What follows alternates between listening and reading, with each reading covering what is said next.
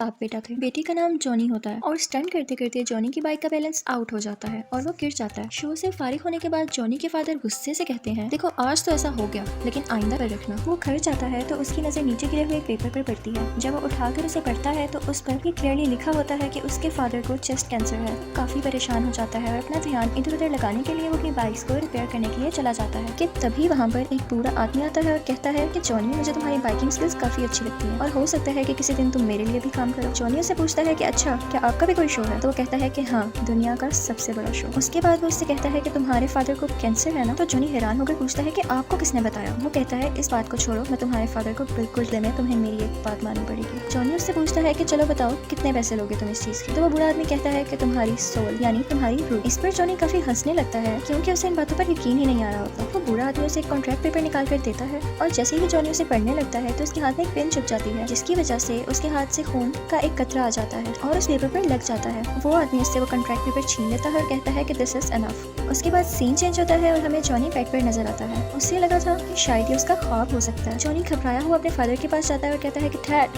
आप ठीक है क्या? तो उसके फादर आगे से कहते हैं कि मैं कुछ दिनों से बहुत अजीब महसूस कर रहा था। अपनी बीमारी की वजह से मैं काफी वीक होता जा रहा था, लेकिन न जाने आज सुबह ही मुझे डॉक्टर ने बताया कि मैं बिल्कुल ठीक हूँ और मैं खुद को भी हेल्दी फील कर रहा हूँ। तभी वो अपने स्टंट के लिए निकलने लगते हैं। तो जॉनी को भी साथ जाने का कहते हैं, लेकिन देखते हैं कि जॉनी तो कहीं और बिजी है। अपने फादर के पूछने पर वो बताता है कि मुझे एक लड़की अच्छी लगती है, उसका नाम रॉक्सी है और उसके फादर उसे दूर भेजना चाहते हैं, तो मैं उसके साथ जाना चाहता हूँ, उसे यहाँ से लेकर। वो अपने फादर से कहता है मैं इस बाइक पर स्टंट्स करता रहूंगा, मैं कुछ नया करना चाहता हूँ। ये सुनते ही उसके फादर उसे एक चाबी देते हैं और ये चाबी उस बाइक की होती है जिसे बचपन से जॉनी चलाना चाहता था। और इसके साथ ही वो उसे विश करते हैं कि तुम्हारा नया सफर अच्छा गुजरे, और ये कहते ही वो चले जाते हैं। जॉनी की दोस्त का नाम रॉक्सी होता है और फिर वो हमें उसी बाइक पर दिखाया जाता है। उस जगह काफी शोर था। ये वो जगह थी जहाँ जॉनी के फादर स्टंट करने गए थे। पता करने पर जॉनी को पता चलता है कि उसके फादर की बाइक का एक्सीडेंट हो गया था जिसकी वजह से उनकी डेथ हो गई। फिर उसके सामने वही आदमी आता है जिसने उससे कॉन्ट्रैक्ट साइन करवाया था। जॉनी अपने फादर की डेथ को लेकर काफी परेशान था और इसी परेशानी में बाइक चलाते चलाते वो स्लिप होता है और बहुत बुरी तरह गिर जाता है। और यहाँ पर वो आदमी दोबारा दिखाया जाता है। उसे देखकर जॉनी गुस्से से कहता है कि तुम मेरा पीछा क्यों नहीं छोड़ रहे? तुमने ही मेरे फादर को मारा है, तुम कैसे जानते थे कि उन्हें कैंसर है? वो बूढ़ा आदमी कहता है कि मैंने तो उनका कैंसर बस ठीक किया है, लेकिन हमारी डील में वो कैसे आ सकते थे? वो जॉनी के करीब आता है और इसकी चेष्टा है कि मैं दोबारा आऊंगा। वो कहता है कि भूल जाओ अपने दोस्तों को, अपने रिश्तेदारों को और अपने प्यार को, तुम अब मेरे अंडर काम करोगे। ये सब होते ही जॉनी को झटका लगता है और वो गिर जाता है और उसकी आंखें आग की तरह लाल हो जाती हैं। उसके बाद वो रॉक्सी के पास जाता है जिस जगह से उन दोनों ने मिलकर जाना था, लेकिन वो उसके पास नहीं जाता बल्कि आगे चला जाता है। फिर हमें कुछ साल बाद का सीन दिखाया जाता है जब जॉनी बहुत बड़ा स्टंटमैन बन चुका था। यहाँ पर जॉनी ने बहुत डेंजरस स्टंट करना था जिसके नीचे काफी ज्यादा कार्स को पार करना था। ये करते करते जॉनी का एक्सीडेंट हो जाता है और उसकी बाइक और वो खुद बहुत जोर से गिरते हैं। सब लोग उसके पास आते हैं तो उसकी आंखें बंद देखकर डर जाते हैं। कुछ देर बाद उसकी आंखें खुलती हैं तो वो पूछता है कि क्या मेरी बाइक ठीक है?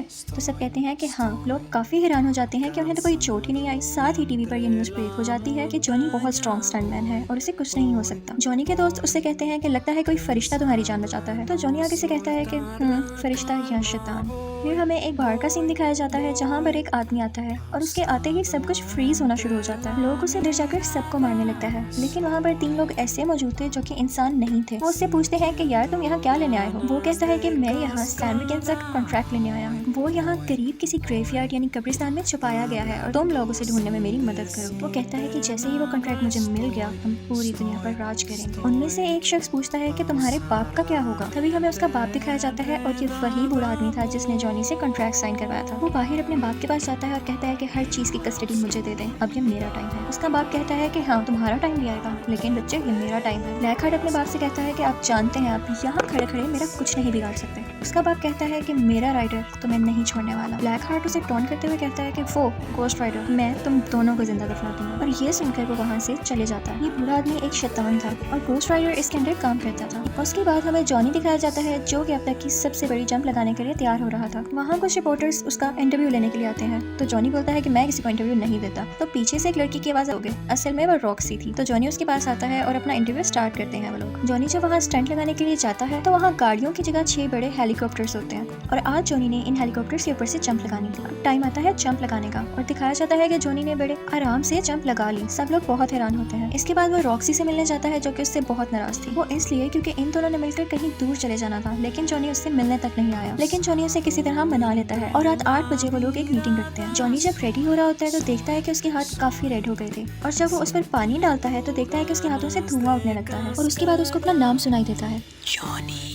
लेकिन जब वो पीछे मुड़कर देखता है तो कोई भी नहीं होता, लेकिन उसको अपनी बाइक स्टार्ट हुई दिखाई देती है। उसके बाद हमें वही बूढ़ा शैतान दिखाया जाता है। जॉनी कहता है मुझसे दूर रहो, तो मुझसे क्या चाहते हो? तो वो आगे से कहता है कि ऐसा तो कभी नहीं हो सकता कि मैं तुमसे दूर रहूं, मैं इतने सारे साल भी तुम्हारे साथ था, लेकिन अब वो वक्त आ चुका है जब मैं तुमसे अपना काम करवाऊं। ब्लैक हार्ट नामी बंदे को ढूंढो और उसे मार डालो। जॉनी उससे कहता है कि हाँ, मैं कभी नहीं करूंगा, तुम खुद क्यों नहीं कर लेते हो? बूढ़ा शैतान उससे कहता है कि ऐसा तो हो ही नहीं सकता, तुम मेरा काम करोगे क्योंकि तुम कॉन्ट्रैक्ट साइन कर चुके हो, और जैसे ही काम हो जाएगा मैं तुम्हें तुम्हारी सोल वापस कर दूंगा। जॉनी अपनी बाइक स्टार्ट करने की कोशिश करता है, लेकिन वो स्टार्ट नहीं होती। इसके साथ ही वो बूढ़ा आदमी अपनी स्टिक जमीन पर मारता है तो बाइक के टायर्स रेड हो जाते हैं और काफी स्पीड में आ जाती है। इतनी स्पीड के चलते हुए आसपास की चीजें उड़ने लगती हैं और उस बाइक में आग लग जाती है। वो इतना तेज जाती है कि जॉनी को दूर जाकर की बॉडी दिखाई जाती है, जो कि इस वक्त पूरी की पूरी आग में छुपी हुई थी। उसकी बॉडी पूरी आग बन चुकी थी। अब जॉनी घोस्ट राइडर बन चुका था। इसके साथ ही वो ब्लैक हार्ट के पास जाता है और कहता है कि तुम रूल ब्रेकर हो, तुमने अच्छा नहीं किया रूल तोड़कर, तो तुम वापस जहन्नुम में चले जाओ। लेकिन ब्लैक हार्ट उसकी कोई बात सुनने की बजाय अपने 3 आदमियों से उस पर अटैक करवा देता है और वो उसे ट्रक के नीचे दे देते हैं। वो समझते हैं कि शायद ये मर चुका है और वहाँ से चले जाते हैं, लेकिन घोस्ट राइडर अभी भी जिंदा था। लेकिन ट्रक ड्राइवर वहाँ पे ही मौजूद था। घोस्ट राइडर उसे जलाकर राख कर देता है। थोड़ा आगे जाकर वो एक औरत को देखता है जिससे एक डाकू उसका पर्स छीन रहा होता है। वो उस औरत को सेफली उसे छुड़वाता है और उसको पकड़कर कहता है कि तुमने आज तक जिन जिन लोगों को मारा और लूटा, उन सब लोगों का दर्द मेरी आंखों में देखकर महसूस करो। उसके बाद उसको उन सब का पेन और दर्द फील होने लगता है, जिसकी वजह से उसकी डेथ हो जाती है। इनफैक्ट घोस्ट राइडर के पास एक ऐसी पावर थी जिसकी वजह से वो उन लोगों को उनके गुनाहों की सजा दे सकता था। इसके बाद हमें ये रियलाइज होता है कि जहाँ जहाँ से घोस्ट राइडर की बाइक गुजरती है वो जगह आग से लाल हो जाती है। फिर हमें जॉनी अपनी असली हालत में वापस आता हुआ दिखाई देता है। जिस जगह वो बेहोश होता है वो एक कब्रिस्तान था, लेकिन जब उसको होश आता है तो वो एक कमरे में होता है, और जब वो कमरे से बाहर आता है तो उसे एक बूढ़ा आदमी दिखाई देता है। वो कब्रिस्तान का केयर टेकर था। वो उससे कहता है कि जो कल हुआ वो आज दोबारा होगा। जॉनी कि मैं जो भी हूँ, लेकिन मैं ये जानता हूँ कि तुम एक घोस्ट राइडर हो और मेरी मदद के बगैर तुम ज्यादा देर जिंदा नहीं रह सकते हो। घोस्ट राइडर कहता है कि नहीं, मैं अब किसी की मदद नहीं लेना चाहता। तो वो बूढ़ा आदमी उससे कहता है कि तुमने कॉन्ट्रैक्ट किया है तो इसे निभाना तो पड़ेगा ही। बूढ़ा आदमी उसे बताता है कि दिन में तुम जॉनी और रात में घोस्ट राइडर बन जाओगे। वो पूछता है कि क्या इससे पहले भी कोई घोस्ट राइडर था?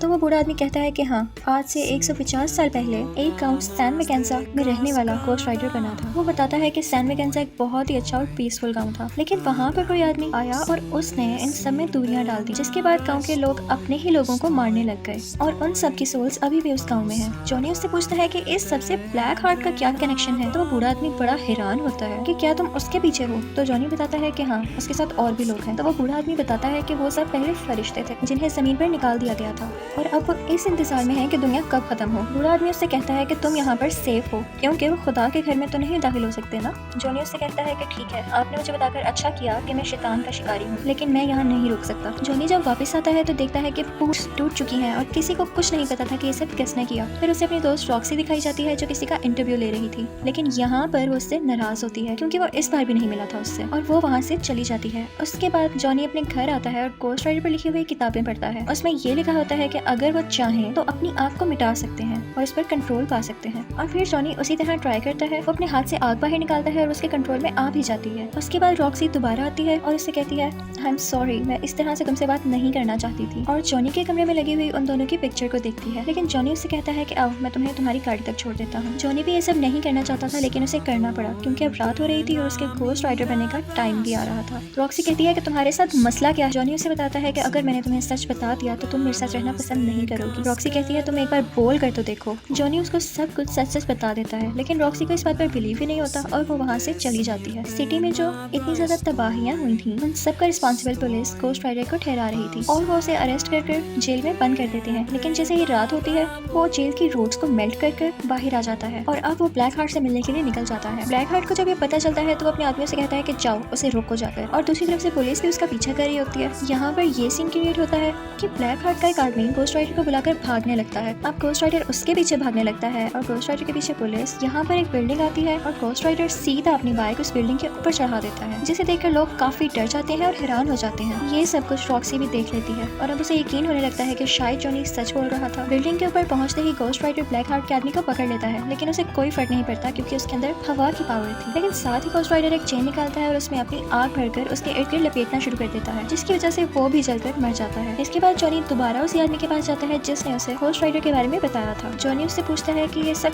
कैसे खत्म होगा, तो वो उसे बताता है कि ये सब ब्लैक हार्ट को मारते ही खत्म हो जाएगा। फिर वो इसलिए लिखा होता है। वो आदमी बताता है कि ये भी एक घोस्ट राइडर था और सैन मैकेंजा में जो सोल्स का कॉन्ट्रैक्ट हुआ था उसके मुताबिक इसे भेजा गया था सोल्स को लेने के लिए। लेकिन जब इसने देखा कि ये काम तो बहुत मुश्किल है, तो इसने ये कॉन्ट्रैक्ट ब्लैक हार्ट को नहीं दिया और लेकर वहाँ से भाग गया। ब्लैक हार्ट ये कॉन्ट्रैक्ट पाना चाहता है क्योंकि वो इससे बहुत ज्यादा पावरफुल हो जाएगा। लेकिन इस दौरान तुम अपने लोगों के करीब बिल्कुल मत जाना, क्योंकि वो तुम्हारे अपने लोगों को ही यूज करेगा तुम्हारे अगेंस्ट करके। अब जॉनी रॉक्सी के पास जाता है, लेकिन वहाँ देखता है कि ये क्या, यहाँ तो ब्लैक हार्ट पहले से ही मौजूद था। ब्लैक हार्ट उसे गले से पकड़ लेता है। तभी जॉनी भी घोस्ट राइडर बन जाता है और उल्टा उसी के गले को पकड़कर कहता है कि मेरी आंखों में देखो, जितने लोगों के साथ तुमने बुरा किया या मारा, उन सब का दर्द मेरी आंखों में महसूस करो। ब्लैक हार्ट उसे कहता है कि हाँ, तुम्हारी ये पावर मेरे ऊपर काम नहीं करेगी क्योंकि मुझमें तो रूह ही नहीं है। और ये कहते ही उसे जोर से धक्का देता है और इसके बाद वो उससे कहता है कि आज के बाद तुम मेरे बाप के साथ नहीं बल्कि मेरे लिए काम करोगे, और अगर तुम चाहते हो कि तुम्हारी दोस्त रॉक्सी की जान बच जाए तो उसे सैन मैकेंजा में उसी कॉन्ट्रैक्ट के साथ मिलना। इसके बाद ब्लैक हार्ट वहाँ से जाता है और रॉक्सी को उठा ले जाता है। दूसरी तरफ जॉनी उसी बूढ़े आदमी के पास जाता है और कहता है कि मुझे किसी भी हाल में अपनी दोस्त को बचाना है। वो कॉन्ट्रैक्ट उसी आदमी के पास था। जॉनी उससे कहता है कि काइंडली आप मुझे कॉन्ट्रैक्ट दे दीजिए। बूढ़ा आदमी उससे कहता है कि नहीं, इससे पूरी दुनिया तबाह हो जाएगी। जॉनी उससे कहता है कि प्लीज आप मुझ पर यकीन करें,